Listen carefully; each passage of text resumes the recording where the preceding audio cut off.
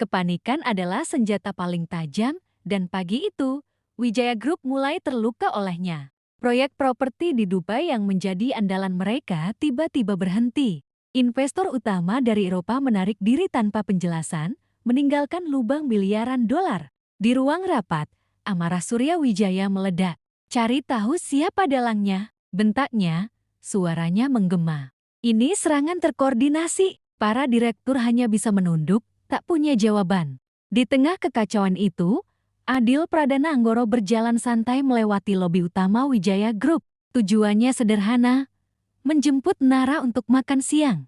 Saat ia melewati ruang rapat, ia berpapasan dengan Surya yang keluar dengan wajah merah padam. "Mau apa kamu di sini?" desis Surya. "Tidak lihat kami sedang dalam masalah." Adil memasang ekspresi datar. "Hanya menjemput Nara, Pak." Tapi sepertinya situasi sedang tidak baik. Ia berhenti sejenak, seolah baru teringat sesuatu. "Saya dengar properti di Dubai sedang bermasalah. Mungkin ada hubungannya dengan kebijakan pajak baru di Uni Emirat Arab yang diumumkan 3 jam lalu." Surya membeku. Informasi itu sangat rahasia, belum dirilis ke publik. Hanya pemain kelas kakap yang memiliki akses secepat itu. Hanya sekadar info, tambah Adil dengan senyum tipis yang tak mencapai matanya. "Semoga cepat selesai, Pak." Ia melangkah pergi, meninggalkan ayah mertuanya yang berdiri pucat pasi, diteror oleh pertanyaan. Siapa sebenarnya menantunya ini? Di dalam mobil yang melaju tenang, Lanetkoh melaporkan dari kursi penumpang. Informasi pajak itu berhasil mengguncang mereka, Tuan. Mereka sekarang mencari hantu yang tidak akan pernah mereka temukan. Adil menatap gedung-gedung pencakar langit. "Bagus. Sekarang, alihkan perhatian mereka. Bocorkan data korupsi di perusahaan saingan utama Wijaya, Bhakti Corp. Biarkan anjing-anjing itu saling gigit." "Brilian, Tuan. Menciptakan perang lain untuk menutupi perang kita." "Ini bukan catur, Lenet," sahut Adil dingin. "Ini go. Kita mengepung perlahan sampai lawan tidak bisa bergerak." Malamnya, Nara menonton berita di televisi. Skandal besar mengguncang Bhakti Corp, rival abadi keluarganya. Ia melirik. Adil yang duduk tenang di sofa sambil membaca buku, seolah tak peduli dengan dunia. Namun Nara tahu, ketenangan itu adalah sebuah topeng. Di Singapura, pria tua berpengaruh itu tertawa pelan melihat pergerakan pasar. Dia tidak hanya menyerang, dia juga mengadu domba. "Cerdik sekali," gumamnya. "Apa langkah kita, Tuan?" tanya bawahannya.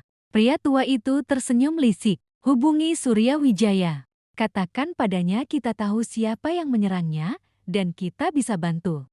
Ia berhenti, matanya berkilat, "Dengan satu syarat. Kita lihat, apakah pangeran kecil itu bisa melawan dari 2 front sekaligus." Hujan turun deras di Surabaya malam itu. Api menjilat langit, sirene meraung, dan bau asap memenuhi udara. Seorang bocah laki-laki berusia sekitar 8 tahun berdiri di tengah kekacauan. Matanya memerah bukan hanya karena asap tetapi karena ketakutan. Namanya belum bernama Adil Pradana Anggoro saat itu. Ia hanya seorang anak yang menyaksikan dunianya runtuh. "Cepat, bawa anak itu." Seseorang mengangkatnya, berlari menembus hujan dan api. Dari kejauhan, sebuah bangunan besar runtuh dengan suara menggelegar. Di balik kobaran api itu, sebuah keluarga besar menghilang dari sejarah. Adil terbangun, keringat dingin membasahi dahinya. Jam menunjukkan jam 3:17 pagi. Mimpi itu kembali datang. Ia duduk di tepi ranjang, menarik napas panjang. Luka lama yang ia kira sudah mati ternyata hanya tertidur. Ponselnya bergetar. Pesan dari nomor aman. "Tuan muda, penyelidikan masa lalu menunjukkan pergerakan baru." Adil membalas singkat. "Lanjutkan." Pagi harinya, di sebuah gedung tua yang telah direnovasi di pusat Jakarta, Adil melangkah masuk. Tak ada papan nama, tak ada logo. Namun di dalamnya, teknologi dan keamanan tingkat tinggi tersembunyi rapi. Seorang pria berambut abu-abu menyambutnya. Wajahnya tegas, matanya penuh hormat. "Sudah lama, Tuan muda." "Pak Arya?" ucap Adil pelan. "Kamu masih hidup." Arya tersenyum tipis. "Untuk hari ini, ya." Ia menekan tablet. Di layar muncul dokumen lama, foto hitam putih, dan catatan rahasia. Kebakaran Surabaya 20 tahun lalu, bukan kecelakaan. Adil menegang, lanjutkan. Ada 3 keluarga besar yang terlibat. 1 di Indonesia, 2 di luar negeri. Arya berhenti sejenak, dan keluarga Wijaya adalah salah satunya. Dunia Adil seakan berhenti berputar. Bukti, suaranya nyaris tak terdengar. Arya menampilkan rekaman transfer lama. Dana untuk proyek ilegal mengalir lewat jaringan perbankan Wijaya sebelum kebakaran terjadi. Adil menutup mata. Jeti, bukan kebetulan. Sore itu, Nara pulang lebih cepat dari biasanya. Wajahnya pucat. Ayah dipanggil ke KPK, katanya lirih. Ini semua terlalu cepat. Adil memeluknya. Percayalah padaku, bisiknya.